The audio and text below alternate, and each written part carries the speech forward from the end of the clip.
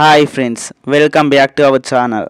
ఈరోజు మనం India women versus Australia women second ODI review చూద్దాం. Smriti Mandhana century, Kranti Goud bowling magic తో ఇండియా ఈ మ్యాచ్ ని 102 రన్స్ భారీ తేడాతో గెలిచింది. ఇన్ఫాక్ట్ ఆసీస్ ఉమెన్ కి రన్స్ పరంగా ఇది అతిపెద్ద ఓటమి. ఈ మ్యాచ్ పూర్తి review, batting highlights, bowling brilliance, turning points ఇలా అన్ని చూద్దాం. ముందుగా మన టీమిండియా బ్యాటింగ్ గురించి మాట్లాడదాం. ఓపెనర్లు ప్రతికా రవల్ అండ్ స్మృతి మందాన క్రీజ్లోకి వచ్చారు. ప్రతికా రవల్ మంచి స్టార్ట్ ఇచ్చింది. 32 బాల్స్లో 4 బౌండరీస్ బారి 25 రన్స్ చేసింది. కానీ ఎక్కువసేపు నిలబడలేకపోయింది. ఇక మరో ఓపెనర్ స్మృతి మందాన గురించి మాట్లాడాలంటే ఒకే ఒక మాట, డామినేషన్.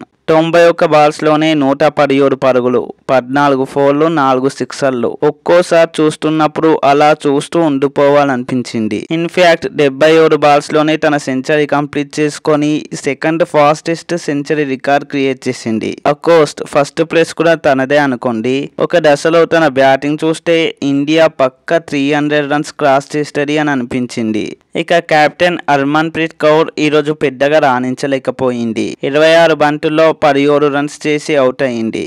కానీ దీప్తి శర్మ మధ్యలో మంచి కీలక ఇన్నింగ్స్ ఆడింది. 53 బంతుల్లో 40 రన్స్ చేసి ఇండియా స్కోర్ అయితే నిలబెట్టింది. తనకి తోడు రీచా ఘోష్ కూడా 33 బంతుల్లో 29 రన్స్ చేసింది. వీరిద్దరి గేమ్ వల్ల స్కోర్ ముందుకు పరుగులు పెట్టసాగింది.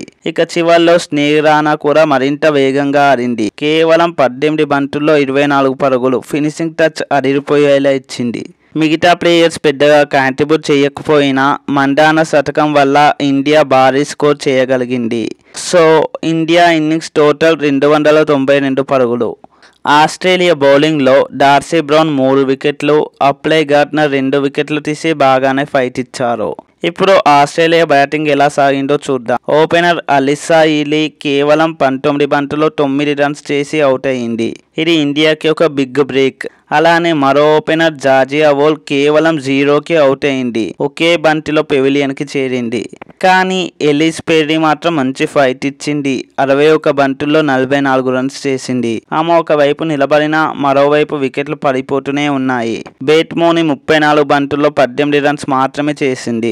మరో బ్యాట్స్మెన్ అన్నబెల్ సదర్లాండ్ మాత్రం దూకుడుగా ఆడింది. 42 బంతుల్లో 45 రన్స్, అందులో 5 బౌండరీలు కొట్టి స్కోర్ను కాస్త కదిలించింది. కానీ మిగతా players Gardner, McGrath, Georgia runs చేసి త్వరగా అవుట్ అయ్యారు. చివరికి మొత్తం జట్టు 190 రన్స్కే ఆల్అవుట్ అయింది. కేవలం 40.5 ఓవర్లలో మాత్రమే. ఇండియా బౌలర్ల ముందు ఆస్ట్రేలియా పూర్తిగా చేతులెత్తేసింది.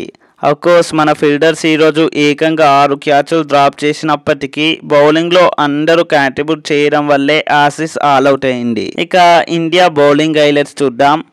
ఈరోజు స్టార్ బౌలర్ వచ్చేసి క్రాంతి గౌడ్. 9.5 ఓవర్లలో కేవలం 28 రన్స్ ఇచ్చి 3 కీలక వికెట్లు తీశారు.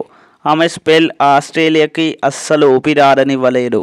మరో బౌలర్ దీప్తి శర్మ కూడా అద్భుతంగా 6 ఓవర్లలో 24 రన్స్ ఇచ్చి 2 వికెట్లు తీసింది. ఇక మిగిలిన బౌలర్స్లో అందరూ కూడా చెరొక వికెట్ తీశారు. మొత్తం బౌలింగ్ యూనిట్ కలిసికట్టుగా బాగా ఆడి ఆస్ట్రేలియాని 190 రన్స్లోనే ఆల్అవుట్ చేసింది. సో ఇప్పుడు ఈ మ్యాచ్ని పూర్తిగా మార్చేసిన టర్నింగ్ పాయింట్స్ చూద్దాం. అవేమిటంటే, ముందుగా స్మృతి మందాన శతకం ఇండియా స్కోర్కి బలమైన బేస్ ఇచ్చింది. అలానే ఆస్ట్రేలియా టాప్ ఆర్డర్ త్వరగా కూలిపోవడం. క్రాంతి గౌడ్ 3 వికెట్లు ఆస్ట్రేలియాకి సాకిచ్చాయి. ఇక ఈ మ్యాచ్ రిజల్ట్ విషయానికి వస్తే ఇండియా 292, ఆస్ట్రేలియా 190. ఇండియా 102 రన్స్ తేడాతో గెలుపు సాధించింది. ఇక ఈ మ్యాచ్కి ప్లేయర్ ఆఫ్ ది మ్యాచ్ వచ్చేసి స్మృతి మందాన, 117 పరుగులు.